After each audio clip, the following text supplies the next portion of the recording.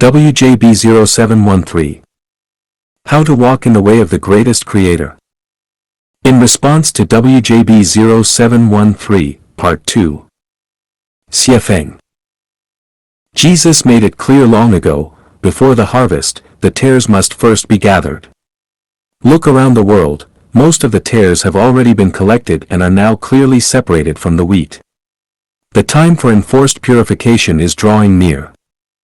Every other path is a dead end.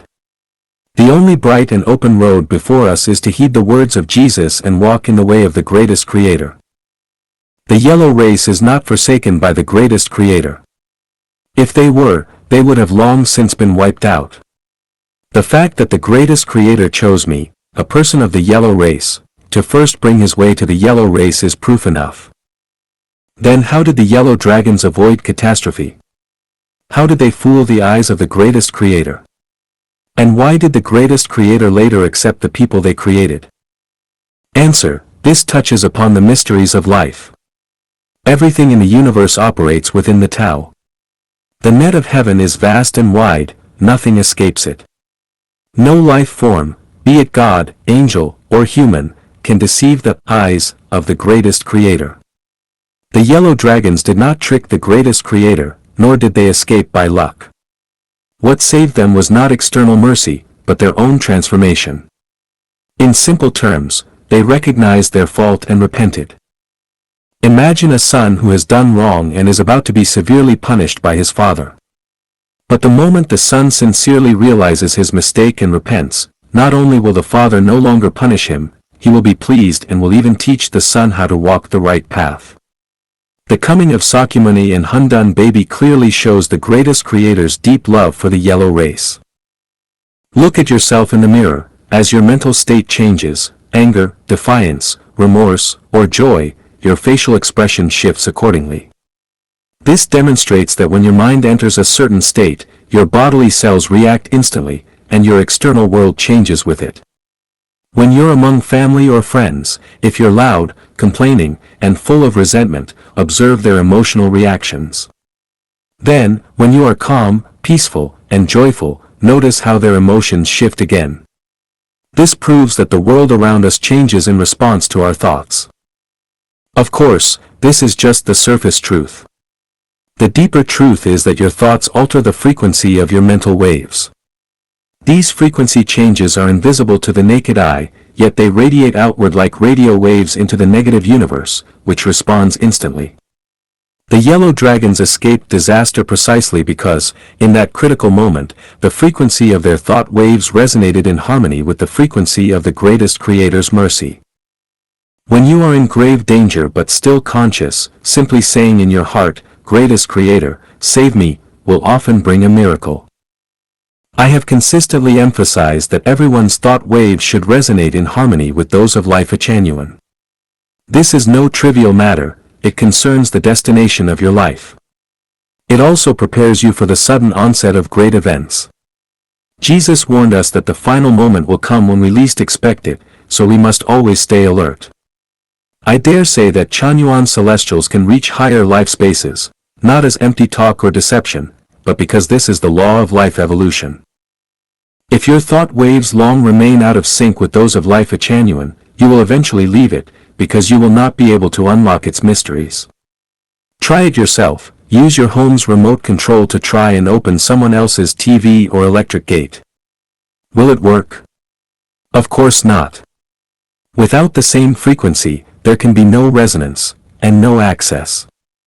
Similarly, if one clings stubbornly to their own views, remains ignorant of the universe's mysteries, and refuses to accept the frequency of Lifechanyuan, it is just like trying to use your own remote to operate someone else's system. It simply won't work. Those who might encounter Cain are probably black and yellow people, right? Answer: yes, but the main fear is encountering white people. You picked up on the line in the Bible, "Anyone who finds me will kill me." That's an insightful observation. It shows your thinking. The Israelites are a wise people, but also a foolish one. They equated the God who created them with the greatest Creator. That is blasphemy. Because of it, their suffering has been endless. In World War II, the Jewish people were nearly annihilated, and this is the reason. Hitler's rise was no accident, Nostradamus foresaw it centuries ago. So, whoever blasphemes the greatest creator will eventually face consequences. Jesus taught that blasphemy against himself could be forgiven, but blasphemy against the Heavenly Father cannot. It means certain death. The Old Testament appears seamless, but it has many flaws. For example, Cain said, "Anyone who finds me will kill me." This reveals a major hole in the Old Testament narrative. According to it, after Cain killed his brother, the only people on earth were Adam, Eve, and Cain. So, who exactly was he afraid of? Clearly, humans existed on earth before Adam and Eve, mainly black and white people. The region where Cain lived was predominantly white, so his fear was mostly of encountering white people. For more details, see the chapter of humanity. Can you truly fathom the greatest creator?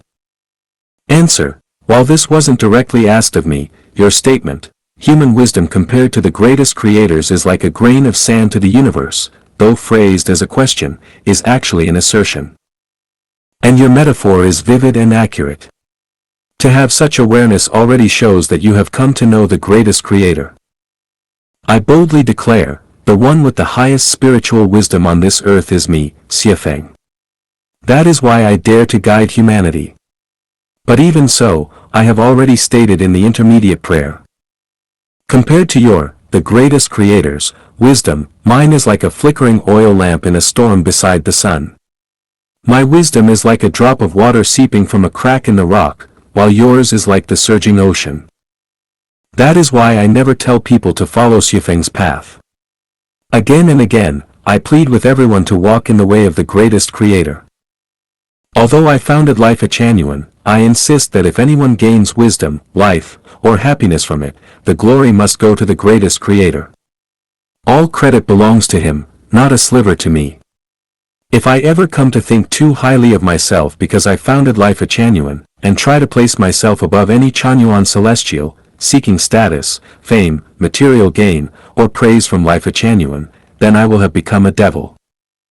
So, as you walk the way of the greatest creator, always stay vigilant of Xiefeng.